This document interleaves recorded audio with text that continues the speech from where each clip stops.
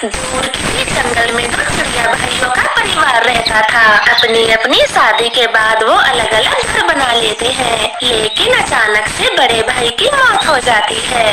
कबूतर भाई, मेरे पति को क्या हुआ? कैसे ये पानी में गिरे? रानो बहन, मैं तो अपने खेतों से आ रहा था, तभी मैंने देखा टुन्नू पानी में गिरा पड़ा है, मगर अफसोस ये उस समय मर चुका था।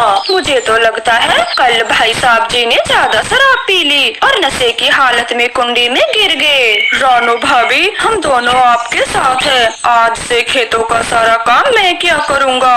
इस तरह से छोटा भाई अपने बड़े भाई के काम को संभाल लेता है। टुन्नू चिड़िया की पत्नी रानो चिड़िया बहुत भोली थी, तो वही छोटे भाई की पत्नी बहुत चालाक। सुनिए जी, आप कब से भाई साहब के खेतों में काम करते हो और वो दोनों माँ बेटी महारानियों की तरह घर में रहती हैं। अच्छा तो मुझे भी नहीं लगता, मगर ये काम मैं अपने लिए कर रहा हूँ। वो टुन्नू तो मर गया है और भाभी का क्या है, वो भी बूढ़ी होकर जल्दी ही मर जाएगी, तो ये पूरा खेत खलियान हमारा होगा। हम दोनों और हमारे बेटे राज करेंगे, राज। बड़े आए राज करने वाले। उसकी एक बेटी भी तो है और बहुत जल्द उसकी शादी हो रही है। वो और उसका पति सब संभाल लेंगे और तुम्हें फूटी कौड़ी भी नहीं मिलेगी। क्या कहा? शादी? लेकिन इतनी जल्दी? ऐसे मोनू चिड़ा भागा भागा रानो के घर जाता है। रानो भाभी, मैं ये क्या सुन रहा हूँ, आप टूनी बिटिया की शादी कर रही हो?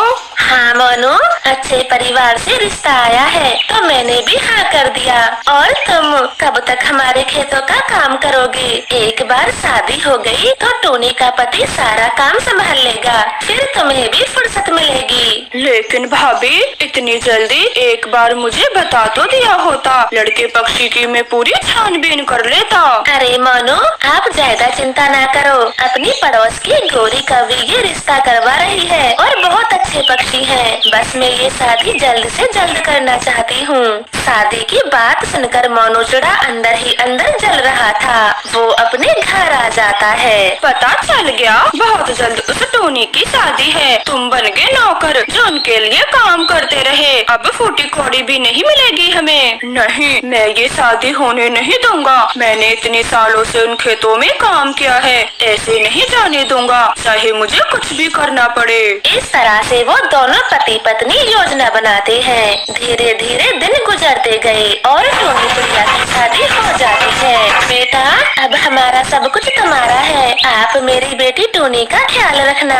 माँ जी, मैं टोनी का पूरा ख्याल रखूंगा, उसे कभी भी किसी चीज की कमी नहीं होने दूंगा। रानू भाभी, मैं क्या बोलता हूँ, जाने से पहले दामाद जी को खेतों को दिखा लाएं। आखिर सारे खेतों की देखभाल इन्हें ही करनी है। ठीक है, जाओ बेटे, ये आपके चाचा जी हैं। आप इनके साथ हमारे खेतों पर चले जाओ। फिर चाचा चिड़िया टोनी के पति को अपने साथ ले जाता है। बेटे, ये देखो, जहाँ तक मेरा पंख है वहाँ तक के सारे खेत अपने ही हैं और एक बड़ा बाग भी है। चलो, मैं उसके मीठे मीठे फल खिलाता हूँ तुम्हें। ऐसे चाचा चिड़िया पिंटू को बाग भी ले जाता है और उसे एक अनार पेड़ से खाने को देता है। नहीं नहीं चाचा जी, इस समय मेरा पेट भरा हुआ है, मैं कुछ भी नहीं खा पाऊंगा। अरे, ये तेरे ससुराल के फल हैं, खाना तो तुझे पड़ेगा ही। ऐसे मना करते हुए चाचा चिड़ा वो अनार खिला देता है। अनार खा के वो दोनों वापस लौट आते हैं। मम्मा चिड़िया टोनी की विदाई कर देती है, मगर रास्ते में टोनी के पति की मौत हो जाती है। रानो बहन, बहुत बुरा हुआ, बहुत बुरा हुआ। ऐसा भगवान किसी के भी साथ ना करे। रानो भाभी, टूनी बेटी, संभालो अपने आप को, होने को कोई नहीं डाल सकता।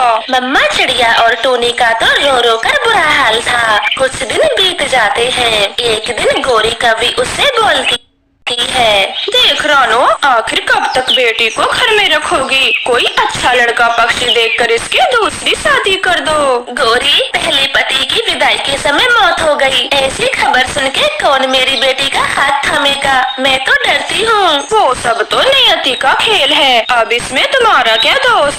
चिंता छोड़ो, मेरी नजर में 2-3 रिश्ते हैं, तू बस हाँ कर। ठीक है गोरी बहन, ये तो बहुत अच्छी बात है, जो मेरी बेटी का घर बस जाए। आप बुला लेना उन्हें। फिर कुछ दिनों बाद टूनी की दूसरी शादी भी हो जाती है। चाचा चिड़िया फिर से वही चाल चलता है और दूसरे पति को भी जहर वाला अनार खिला के मार देता है। मार दूंगा, मैं जान से मार दूंगा। जो भी टूनी से शादी करके मेरा सब कुछ लूट लेगा, मैं उसे जान से मार दूंगा। खेत बाग सब मेरा है और मेरे 2 बेटों का। इस तरह से अब जो भी पक्षी टूनी चिड़िया से शादी करता, चाचा चिड़िया उन सब की धोखे से जान ले लेता। हे भगवान, तूने मेरी बेटी के किस्मत में क्या लिख दिया? 4 शादियाँ हो चुकी हैं। अब तो टूनी से कोई शादी भी नहीं करेगा। जंगल के सभी पक्षी टूनी को मनहूस डायन चुड़ैल बोलते हैं। शादी वाले दिन ही 4 पतियों को खा गई। नहीं, कोई तो होगा जो मेरी बेटी का साथ देगा, उससे शादी करेगा। मेरी बेटी मनहूस नहीं है, ये सब उस विधाता का खेल है जो वो हम माँ बेटी के साथ खेल रहा है। ये सब बातें टूनी चिड़िया भी सुन रही थी। नहीं माँ, चाची सही बोलती है। मेरी 4 शादियाँ हुई और मेरे चारों पति एक एक करके मर गए। मैं मनहूस डायन हूँ, अब 5वीं शादी नहीं करूँगी, कभी नहीं करूँगी। वाह पति जी, आपने तो कमाल कर दिया। अब कोई भी टूनी से शादी नहीं करेगा और उसका सब कुछ हमारा। अगर कोई करेगा भी तो ऐसे ही मार दूंगा। ऐसे वो दोनों पति पत्नी तो खूब हंसते हैं। समय गुजरता गया। दूर किसी जंगल में एक बहुत गरीब परिवार था। जब उन्हें टोनी के बारे में पता चलता है तो वो टोनी से शादी करने को तैयार हो जाता है। देखिए बेटा, मेरी टोनी की 4 शादी हो चुकी और चारों पति ही मर गए। ये सब जानते हुए भी आप मेरी बेटी से शादी क्यों करना चाहते हो? क्योंकि मैं समझता हूँ जो भी हुआ उसमें टोनी की कोई गलती नहीं। सब बेकार का बोलते हैं और मैं उस पर यकीन नहीं करता। ये बात सुनकर माँ बेटी बहुत खुश होती है और अगले दिन टोनी की शादी मानू चिड़ी से हो जाती है। मानू चिड़ा वहीं रहने लगता है। मानू जी, आप कहीं भी अकेले न जाना, मेरा दिल बहुत घबराता है। अब से पहले मेरे 4 पति मर चुके हैं, मैं तुम्हें खोना नहीं चाहती। पत्नी जी, आप बच्चों जैसी बातें करती हो। अब काम करने के लिए अकेले तो जाना ही होगा और तुम चिंता ना करो, मुझे कुछ भी नहीं होगा। अपनी पत्नी टोनी को समझाकर मानू चिड़ा खेतों पर चला जाता है। पति जी, इस 5वें पति को कैसे मारोगे? ये बहुत चालाक है। कितना भी चालाक हो, मैं उसे ऐसे ही मारूंगा जैसे बड़े भाई को मारा था, कुंडी में डुबो डुबो कर। ऐसी योजना कर दोनों पति पत्नी सो जाते हैं। रात को तेज तूफान और बारिश होती है। चाचा चाची का घर टूट जाता है। अपने घर में ही दबकर दोनों की तड़प तड़प कर मौत हो जाती है। उनके दोनों बच्चों को रानो चिड़िया अपने घर ले जाती है। तो प्यारे दोस्तों, इस कहानी से हमें ये सीख मिलती है, बुराई का अंजाम हमेशा बुरा होता है। आपका धन्यवाद।